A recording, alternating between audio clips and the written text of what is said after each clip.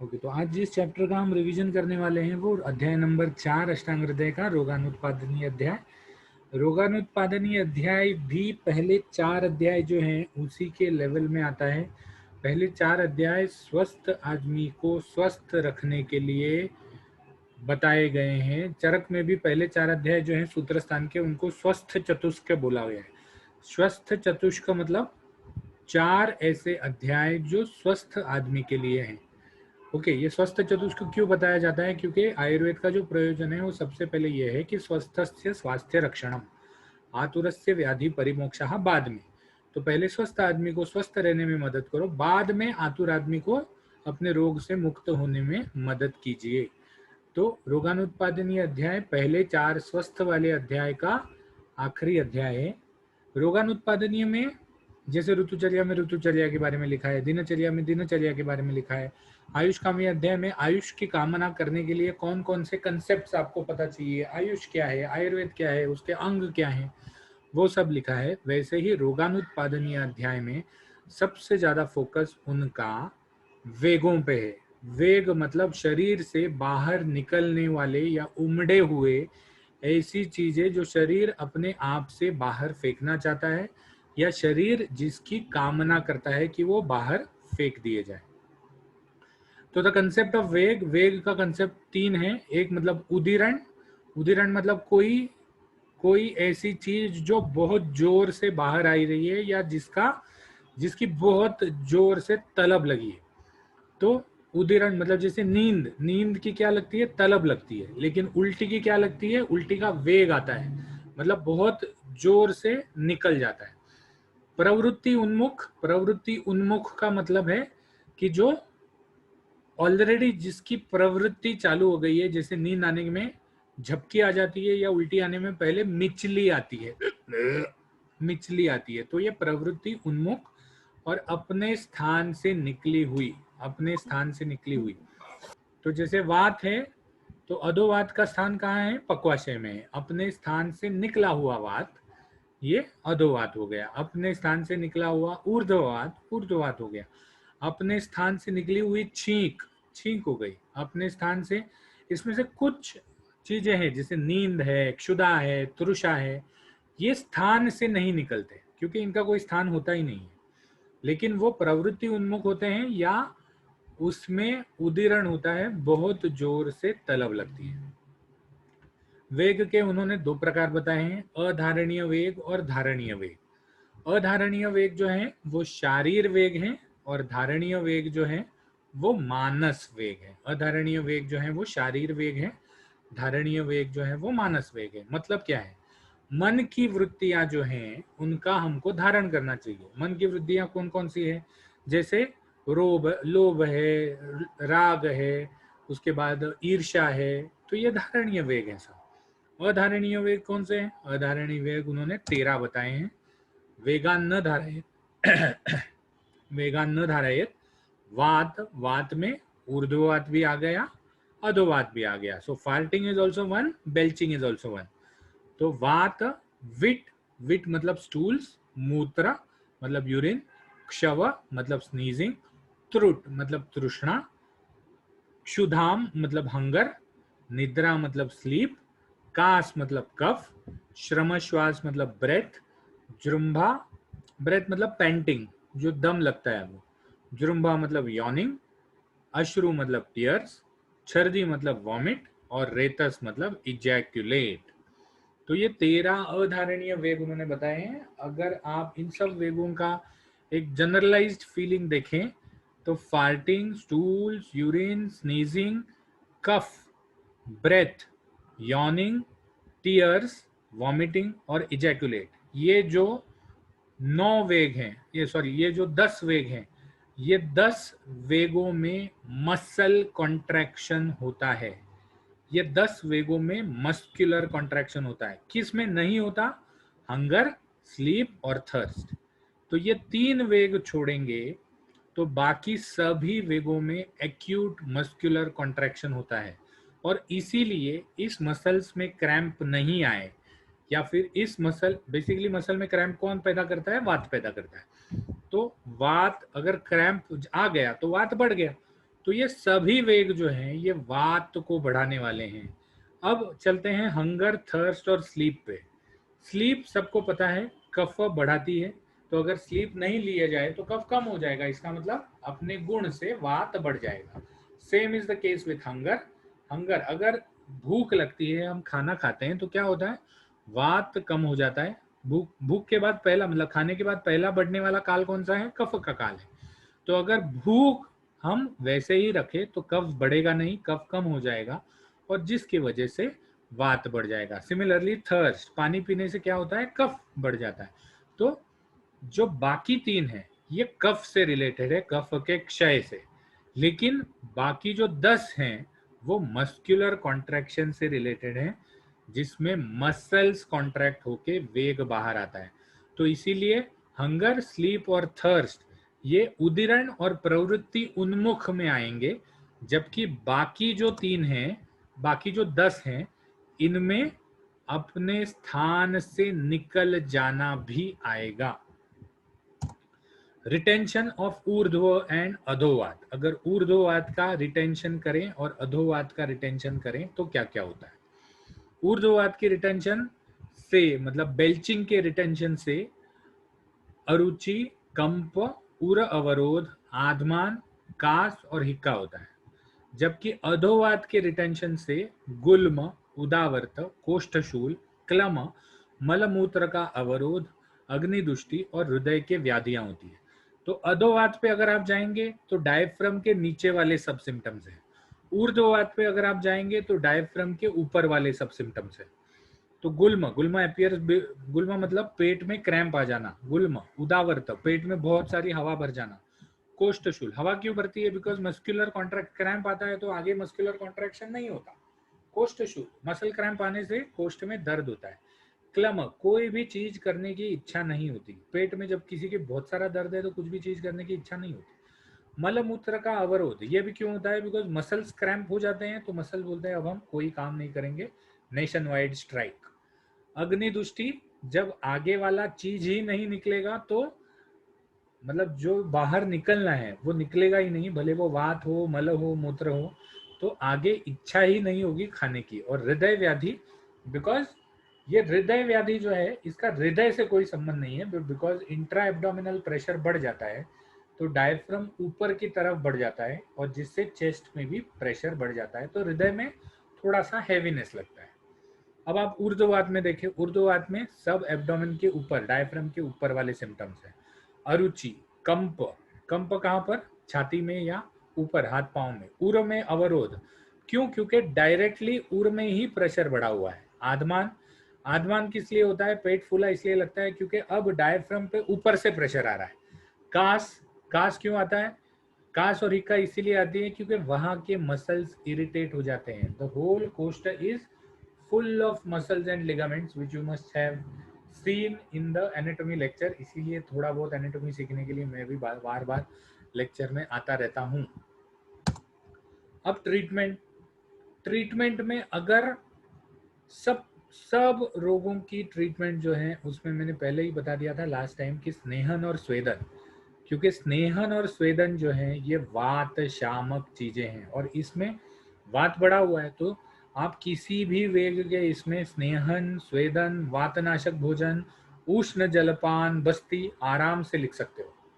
ठीक है, साथ साथ में क्या है, वर्ती। अब वर्ती जो है, ये वर्ती हम ऊपर मुंह से नहीं डालते, ये वर्ती गुद से डालते हैं और अधोवात के रिटेंशन में डालते हैं ताकि वात का जो प्रेशर है वो नीचे की तरफ चला जाए। अनुलोमक द्रव्य भी जो है, अनुलोमक द्रव्य भी दोनों प्रकार के वात में दे सकते हैं, ऊर्ध्ववात में भी और अधोवात में भी। लेकिन ये अनुलोमक द्रव्य आप बाकी कहीं नहीं दे सकते क्योंकि ये अनुलोमक द्रव्य सिर्फ गैस्ट्रोइंटेस्टिनल ट्रैक्ट में बढ़े हुए वात में ही यूज होते हैं।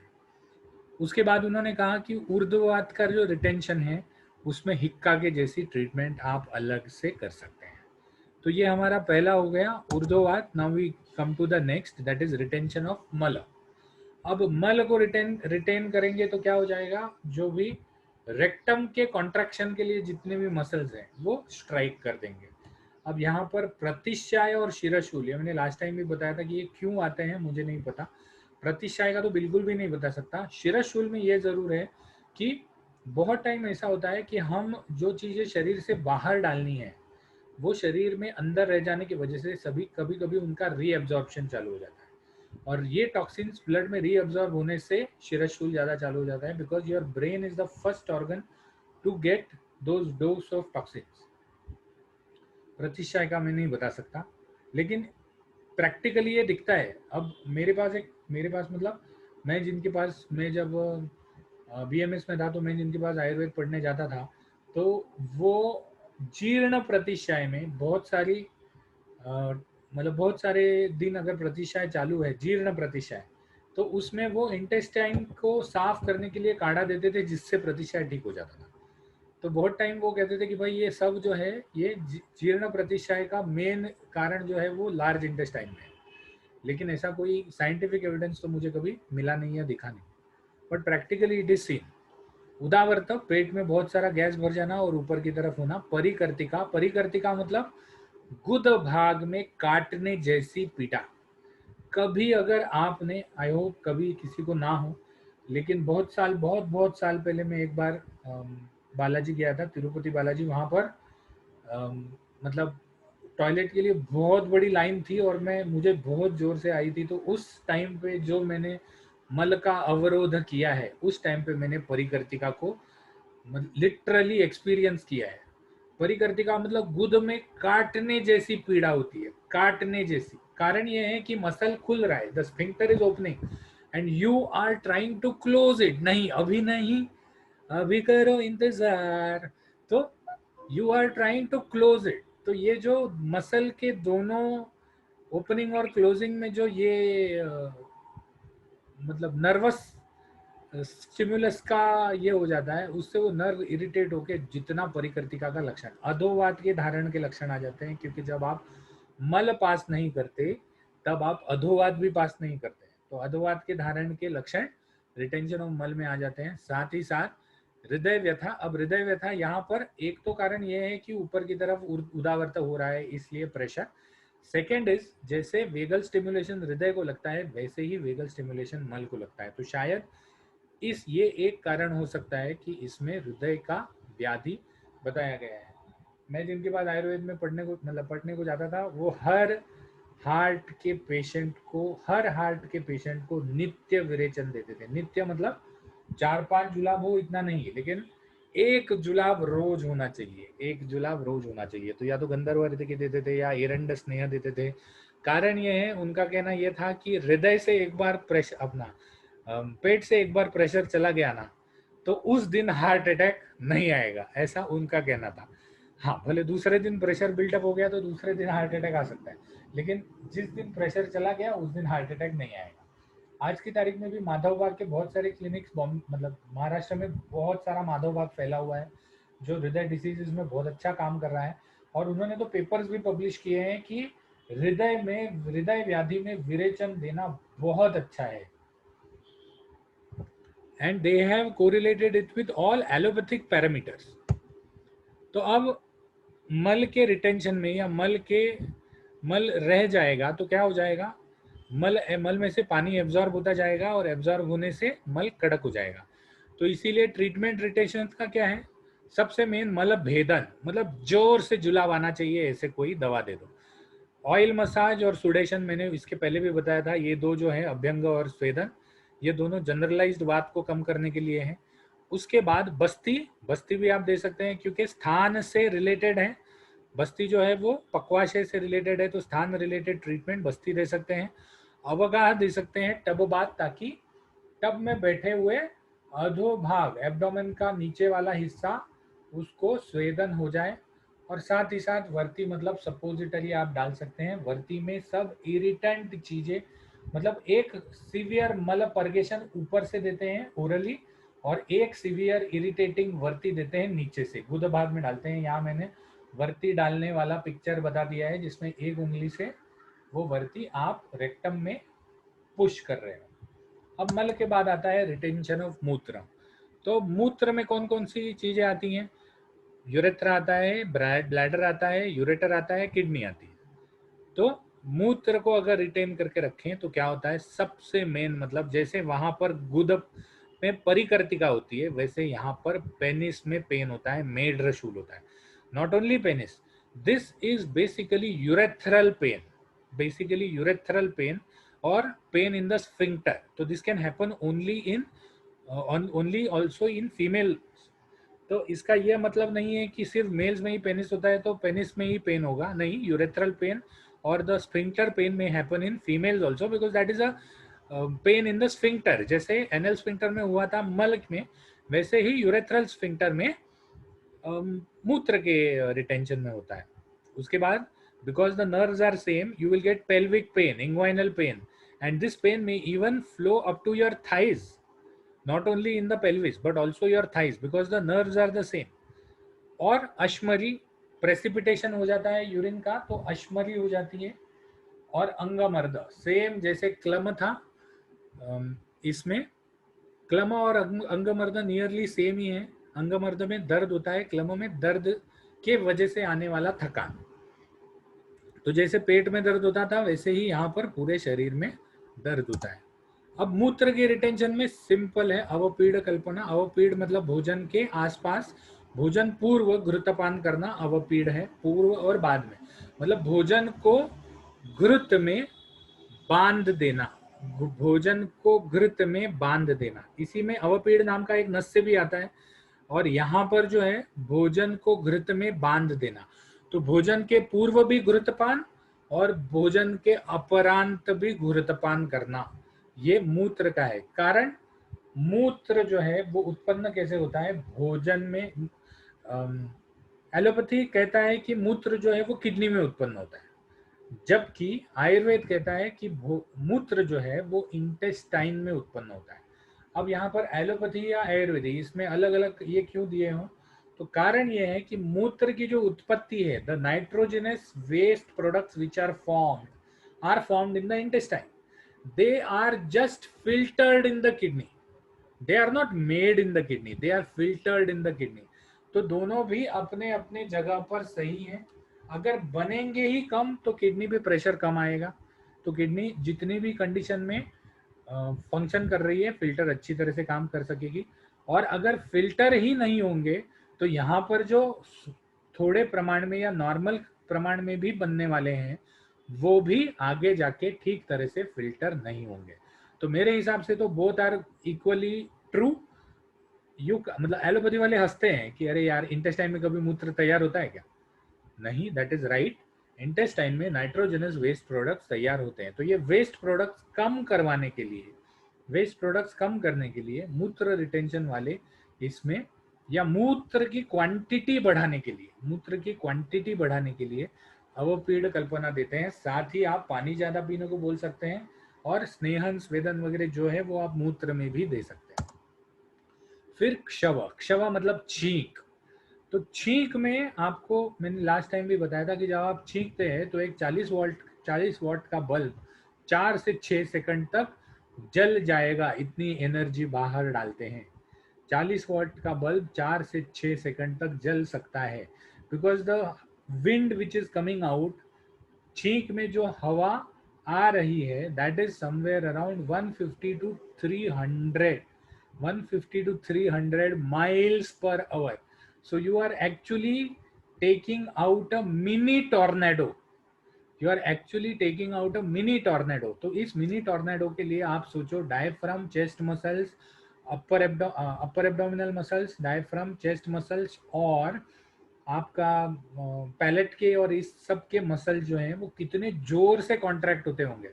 और जोर से कॉन्ट्रैक्ट उनको कैसे होना है, एक के बाद एक होना है, एक के बाद एक होना है. तो अगर ये इतना सारा प्रेशर जो है वो आप रोक के रखते हैं तो क्या हो सकता है, मन्यास्तंभ, नेक में क्रैम्प आ सकता है क्योंकि छाती से तो ऑलरेडी निकल गया है. Bell's palsy, Bell's palsy is जब कोई नर्व में, फेशियल नर्व में ब्लॉकेज हो जाता है या फेशियल नर्व पे प्रेशर आ जाता है तब. So this pressure is passed to the ऊर्ध्वजत्रोगत part, the pressure of the chest is passed to the ऊर्ध्वजत्रोगत पार्ट, जिससे इंद्रिय दौर्बल्य भी हो सकता है और शिरशूल भी हो सकता है, because these are all nervous irritation वाली चीजें. अब क्षुधा की ये क्षव मतलब छींक की रिटेंशन में क्या करना चाहिए, तो तीक्ष्ण धूम, तीक्ष्ण अंजन, तीक्ष्ण नस्य देना चाहिए। कारण क्या है कि जो छींक अटकी है भाई आ जाए, जो छींक अटकी है आ जाए। छींक की प्रवृत्ति करनी चाहिए। प्रवृत्ति मतलब या तो उंगली डाल के, या तो कोई कॉटन डाल के, या कोई गॉज पीस डाल के छींकने की प्रवृत्ति करनी चाहिए कि जो भी प्रेशर है उसको रिलीज किया जाए। उसके बाद अभ्यंग करने को बोला है। अभ्यंग मतलब शरीर पे मसाज ज्यादा करके ऊर्ध्वज थ्रू और चेस्ट पे मसाज करेंगे तो ज्यादा फायदा होगा। और लास्ट में घृतपान करने को बोला है। घृत जो है पीने के लिए ज्यादा अच्छा है और वात शामक है, इसलिए साथ ही साथ मसल्स को बल्य है, इसलिए भी। फिर तृष्णा, तृष्णा का मतलब है प्यास। तो तृष्णा जब होती है, रिटेंशन, बहुत टाइम तक तृष्णा को हम होल्ड करके रखते हैं, तो क्या होता है बॉडी में वाटर कंटेंट कम हो जाता है, because your water content is getting used. तो तृष्णा में ड्राइनेस ऑफ माउथ, अंगसाद मतलब लूज बॉडी, कोई करने की इच्छा नहीं, नहीं नहीं मुझे बैठने दो, मुझे कुछ पीने को दे दो, मैं अभी अभी बाहर से आया हूँ। तो अंगसाद। मोह, कभी कभी किसी को चक्कर आ सकती है, भ्रम, डिजीनेस। और बधिरता, कोई भी चीज सुनने की इच्छा नहीं होती। अब बधिरता क्यों आती है? क्योंकि रस धातु क्षीण हो जाता है, रस धातु क्षीण हो जाता है। पानी जो है वो रस धातु का मेन कंटेंट है, तो रस धातु क्षीण हो जाता है। और अगर आपको याद है दोषादि विज्ञानीय में रस के क्षय के लक्षण उन्होंने क्या बताए थे? रसे रोक्षम क्षम शोषो ग्लानि शब्द असहिष्णुता। मतलब रस के क्षय का बेसिक फर्क जो पड़ता है वो कर्ण पे पड़ता है, शब्द असहिष्णुता। तो इसीलिए बाधिर ये भी आ जाता है, कोई जोर से बोले तो सुनाई देने का भी ये नहीं आता। साथ ही साथ यहाँ पर जो हृदय रोग बताया है, this has something to do with the हृदय, this doesn't have to do anything with the pressure, but this has to do with the हृदय। हृदय में because the blood is losing water, हृदय पे प्रेशर बढ़ जाता है। The heart has to pump more because the quantity of blood is reduced, so the heart has to pump more, तो इसलिए सर्कुलेटरी डिसीजेस हो जाते हैं। ट्रीटमेंट में सिंपल है, खाओ पियो मजा करो, शीतल आहार, शीतल विहार, ठंडी जगह पर बैठो, एसी में बैठो, बॉडी से जो वाटर कंटेंट इवेपोरेट हो रहा है उसको कम कराओ, और साथ ही साथ ज्यादा मात्रा में पानी ले लो, ज्यादा मात्रा में पानी ले लो। तो शीतल आहार और शीतल विहार। उसके बाद क्षुधा।